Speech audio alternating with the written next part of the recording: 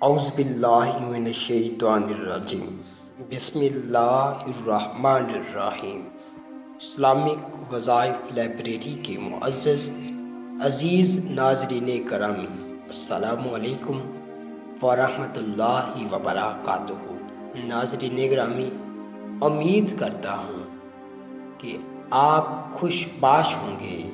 اللہ پاک آپ کو سدا خوش رکھے۔ اللہ پاک آپ کے لیے اپنی نعمتیں اور برکتیں نازل فرمائے۔ ناظرین گرامی، آج کا جو وظیفہ ہم آپ کے ساتھ شیئر کرنے جا رہے ہیں، یہ بہت شاندار مجرب آزمودہ عمل ہے۔ لاکھوں انسانوں نے اس عمل کو کیا ہے اور اپنی مراد کو پا لیا ہے، اور اس عمل سے بڑھ کر کوئی عمل ہو ہی نہیں سکتا۔ ناظرین گرامی، بہت سے ویورز نے، بہت سے پیار کرنے والوں نے اس عمل پر عمل کیا، اس وظیفہ کو مکمل یقین، خلوص، اعتماد کے ساتھ کیا، اور بعد میں بتایا کہ ان کا یہ مسئلہ شادی کا اور محبت کی شادی کا عمل بہت چند دنوں میں ہو گیا اور وہ اس عمل پر خوش ہیں۔ ناظرین گرامی، جس کسی کی لڑکی یا لڑکے کنوارے بیٹھے ہیں، والدین کے لیے یہ عمل بتا رہا ہوں، اور اگر کوئی لڑکا یا لڑکی اپنے لیے کرنا چاہتا ہے تو اس کے لیے بھی عمل بتاؤں گا۔ والدین سے گزارش ہے کہ اگر ان کی کوئی لڑکی یا لڑکا کنوارے بیٹھے ہیں، سامان جہیز یا دیگر سامان نہ ہو۔ آج کل ہماری اس پرفتن دور میں ہماری شادیوں میں بننے والے بڑے مسائل میں سے ایک بڑا مسئلہ سامان جہیز ہے۔ شریعت میں اس کا کوئی تصور نہیں۔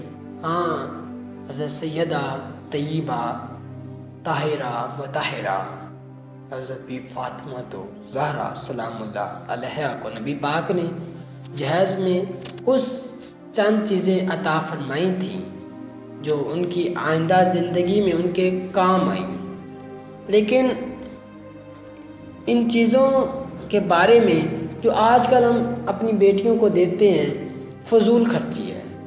وہ انہوں نے کبھی اپنی زندگی میں ان کو استعمال بھی نہیں کیا، اگر دیتے ہیں تو بے انتہا تعداد میں دیتے ہیں اور اس کا کوئی فائدہ نہیں ہوتا۔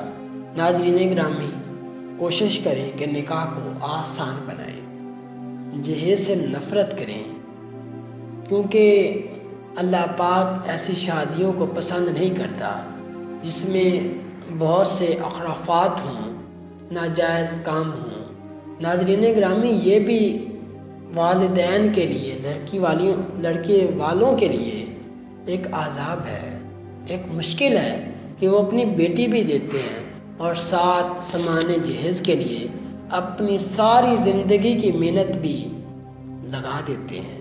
سامان جہیز تیار کرتے وقت انہیں بہت سی مشکل پریشانیوں کا سامنا کرنا پڑتا ہے۔ کوشش کریں کہ اگر آپ لڑکے ہیں تو جہیز نہ لیں، اللہ آپ کو بہترین رشتہ عطا فرمائے گا، اور اگر آپ لڑکی والے ہیں تو کوشش کریں کہ وہاں رشتہ کریں جہاں جہیز نہ لیتے ہوں لیکن سادہ جو استعمال کی چیزیں ہیں۔ ناظرین گرامی، آج کا یہ خاص وظیفہ شادی کے لیے ہے۔ ایک اسم اعظم بتاؤں گا، انشاءاللہ یہ اسم اعظم پڑھنے کے بعد اللہ پاک سے جو بندہ جو چیز بھی مانگتا ہے تو اللہ پاک اسے فوراً عطا فرما دیتے ہیں۔ روزانہ بعد نماز عشاء نہایت توجہ، یکسوئی اور کامل یقین کے ساتھ صرف 11 دن تک جمعرات سے شروع کر کے اتوار تک اس طرح پڑھیں۔ درود شریف، درود ابراہیمی کو 100 مرتبہ پڑھیں، اور اس کے بعد یا مغنی کو 11,000 بار پڑھیں، اور پھر درود شریف 100 مرتبہ پڑھیں۔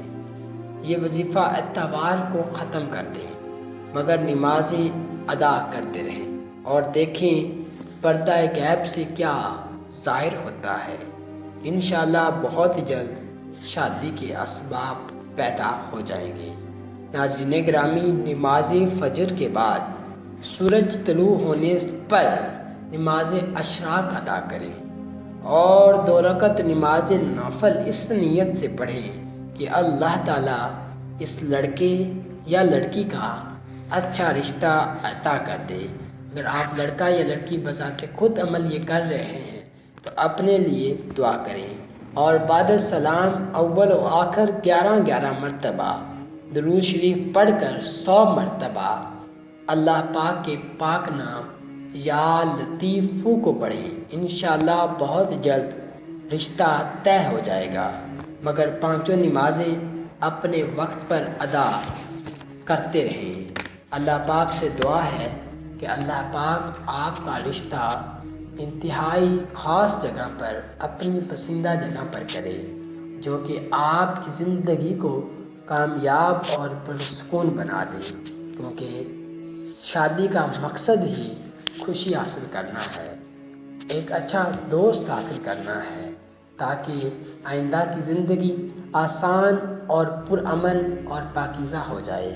ناظرین گرامی، اللہ پاک سے دعا کرتا ہوں کہ اللہ پاک آپ کو سدا خوش رکھے، آپ سے تمام پریشانیاں مصیبتیں دور فرما دے، آپ کو، آپ کے عزیز و اقارب کو اپنی حفظ و امان میں رکھے۔